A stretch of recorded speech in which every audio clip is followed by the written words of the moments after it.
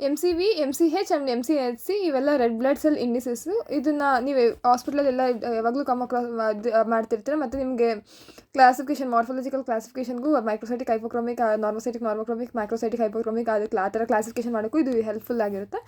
So ಇವಾಗ MCV, MCH, MCSC ಅಂತಂದರೆ ಏನಂತ ಹೇಳ್ತೀನಿ. MCV ಅಂತಂದರೆ ಮೀನ್ ಕಾರ್ಪಸಸ್ ವಾಲ್ಯೂಮ್ ಅಂತಂದರೆ, ಇವಾಗ ಪ್ಯಾಕ್ಡ್ ಸೆಲ್ ವಾಲ್ಯೂಮ್ ಅಂತಂದರೆ ಫುಲ್ಲು ನಿನ್ನ ಸೆಟಲ್. ಇವಾಗ ಫಸ್ಟ್ ನೀವು ಏನು ತಿಳ್ಕೊಬೇಕಂದ್ರೆ difference between PCR and ESR PCV and ESR ಅಂತ ತಿಳ್ಕೊಬೇಕು. PCV ಅಂದರೆ ಪ್ಯಾಕ್ಡ್ ಸೆಲ್ ವಾಲ್ಯೂಮ್, ES ಅಂದರೆ erythrocyte sedimentation rate. Erythrocyte sedimentation rate by gravity ಅದಷ್ಟು ಕಡೆ ನಾವು ಒಂದು ಹತ್ರ ಇಕ್ಕಿದಾಗ, ಬ್ಲಡ್ನ ಇಕ್ಕಿದಾಗ ಅದಷ್ಟು ಕಡೆ ಕೂತ್ಕೊಳ್ಳೋದನ್ನ ESR ಅಂತ ಕರಿತೀವಿ. PCV ಅಂತಂದರೆ ನಾವು ಇಂಡ್ಯೂಸ್ ಮಾಡ್ತೀವಿ, ಸೆಂಟ್ರಿಫ್ಯೂಸ್ ಮಾಡಿಬಿಟ್ಟು ಅದು ಸೆಟಲ್ ಆಗೋಕ್ಕೆ ಇಂಡ್ಯೂಸ್ ಮಾಡ್ತೀವಿ. ಅದನ್ನ ಯಾವಾಗ ಮೆಷರ್ ಮಾಡೋದನ್ನ PCV ಅಂತ ಕರಿತೀವಿ. ಅದಷ್ಟು ಕಡೆ ಇದು ಎಷ್ಟು ರೇಟಲ್ಲಿ ಫ್ಲೋ ಆಗಿ ಕೆಳಗಡೆ ಬೀಳುತ್ತೆ, ರೋಲೆಕ್ಸ್ ಫಾರ್ಮೇಷನ್ ಆಗಿ.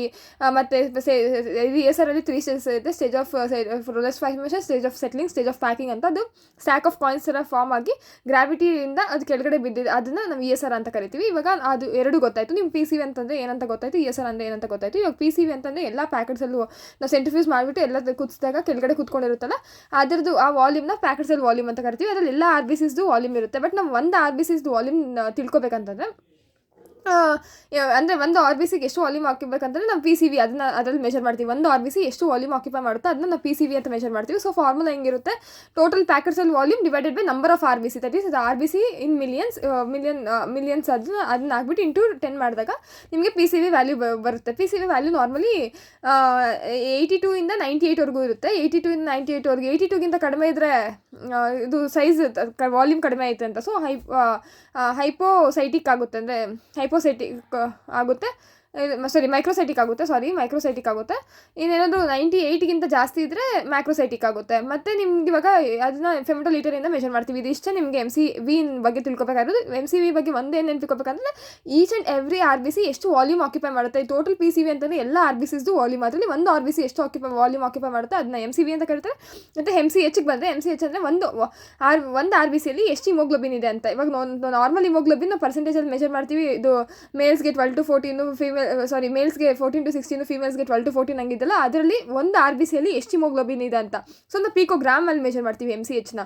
ಪಿಕೋಗ್ರಾಮ್ ಅಂತಂದರೆ 10⁻12 ಅಷ್ಟು ಗ್ರಾಮ್. ನಾರ್ಮಲಾಗಿ ನಾವು ಇದು ನಾರ್ಮಲ್ ವ್ಯಾಲ್ಯೂಸ್ ನೋಡೋದು 12 to 14 milligram, normal grams per decilitre ಇರುತ್ತೆ. ಅಲ್ಲಿ ಪಿಕೋಗ್ರಾಮ್ ಅಂದರೆ 10⁻12 ಅಷ್ಟು ಕಡಿಮೆ ಇರುತ್ತೆ ಒಂದು RBCಯಲ್ಲಿ. ಅದನ್ನ ಮೆಷರ್ ಮಾಡೋಕ್ಕೆ, ಒಂದು RBCಯಲ್ಲಿ ಎಷ್ಟಿದೆ ಅಂತ ಮೆಷರ್ ಮಾಡೋಕ್ಕೆ ನಾವು MCH ಯೂಸ್ ಮಾಡ್ತೀವಿ.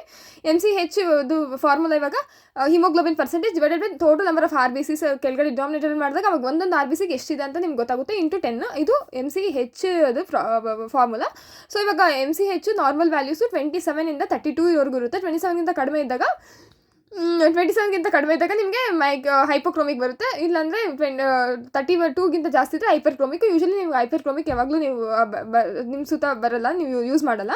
ಮತ್ತು ನೆಕ್ಸ್ಟ್ ಬಂದರೆ MCHC ಅಂದರೆ ಮೀನ್ ಕಾರ್ಪಸಲ್ ಹಿಮೋಗ್ಲೋಬಿನ್ ಕಾನ್ಸಂಟ್ರೇಷನು. ಮೀನ್ ಕಾರ್ಪಸಲ್ ಹಿಮೋಗ್ಲೋಬಿನ್ ಕಾನ್ಸಂಟ್ರೇಷನ್ ಅಂದರೆ ಟೋಟಲ್ PCVಯಲ್ಲಿ ಎಷ್ಟು ಹಿಮೋಗ್ಲೋಬಿನ್ ಪರ್ಸೆಂಟೇಜ್ ಇದೆ ಅಂತ. PCV ಅಂತಂದರೆ ಎಲ್ಲ RBC ಇರುತ್ತೆ. RBC ಒಳಗಡೆ ಹಿಮೋಗ್ಲೋಬಿನ್ ಅಲ್ದಿರ ಸೈಟೋಪ್ಲಾಸಮು, ಅದು ಸೆಲ್ ಕಾನ್ಸ್ಟಿಟ್ಯೂಯೆಂಟ್ಸು, ಎನ್ಸೈಮ್ಸ್ ಅವೆಲ್ಲ ಇರ್ತವೆ. ಅವೆಲ್ಲ ತೆಗೆದಾಕ್ಬಿಟ್ಟು ಬರೀ ಹಿಮೋಗ್ಲೋಬಿನ್ ಎಷ್ಟಿದೆ PCVಯಲ್ಲಿ ಅದನ್ನು ತಿಳ್ಕೊಳ್ಳೋದಕ್ಕೆ ನೀವು MCHC ಮಾಡ್ತೀರಾ. MCHC ಅಂದರೆ ಇವಾಗ formula haemoglobin percentage divided by pack cell volume. Total pack cell ವಾಲ್ಯೂಮಲ್ಲಿ ಎಷ್ಟು ಹಿಮೋಗ್ಲೋಬಿನ್ ಪರ್ಸೆಂಟೇಜ್ ಇದೆ ಅದನ್ನು ನಿಮಗೆ MCHCಯಿಂದ ಮೆಷರ್ ಮಾಡ್ತೀರಾ. MCHCದು ನಾರ್ಮಲ್ ವ್ಯಾಲ್ಯೂಸ್ ಬಂದುಬಿಟ್ಟು ಅದು ಗ್ರಾಮ್ಸ್ ಪರ್ ಡೆಸಿಲೀಟರ್, ಅದರದ್ದು ಯೂನಿಟು ಎಷ್ಟಿದೆ ಅಂತ, ಎಷ್ಟು ಹಿಮೋಗ್ಲೋಬಿನ್ ಇದೆ ಅಂತ ಅದರದ್ದು ಯೂನಿಟ್ ಅದೇ. ಮತ್ತು ಅದ್ರದ್ದು ನಾರ್ಮಲ್ ವ್ಯಾಲ್ಯೂಸ್ ಬಂದುಬಿಟ್ಟು 31 to 36 ಇರುತ್ತೆ. ಇದನ್ನು ಮಾರ್ಫಾಲಜಿಕಲ್ ಕ್ಲಾಸಿಫಿಕೇಷನ್ಗೆ ಯೂಸ್ ಮಾಡ್ತೀವಿ, MCV, MCH, MCSC. ಸೊ ಇವಾಗ MCV ಕಡಿಮೆ ಇದ್ದರೆ MCV ಕಡಿಮೆ ಇದ್ದರೆ ಮೈಕ್ರೋಸೈಟಿಕ್ ಆಗುತ್ತೆ, ಮತ್ತು MCH ಕಡಿಮೆ ಇದ್ದರೆ ಹೈಪೋಕ್ರೋಮಿಕ್ ಆಗುತ್ತೆ. So will be classified that under microcytic hypochromic anaemia. Microcytic hypochromic anaemia ನೀವು ಹೆಂಗೆ ನೆನಪಿಕ್ಕೋಬೋದು ಅಂತಂದರೆ, ಟೇಲ್ಸ್ ಅಂತ ಒಂದು ಕೋಡ್ ಇದೆ.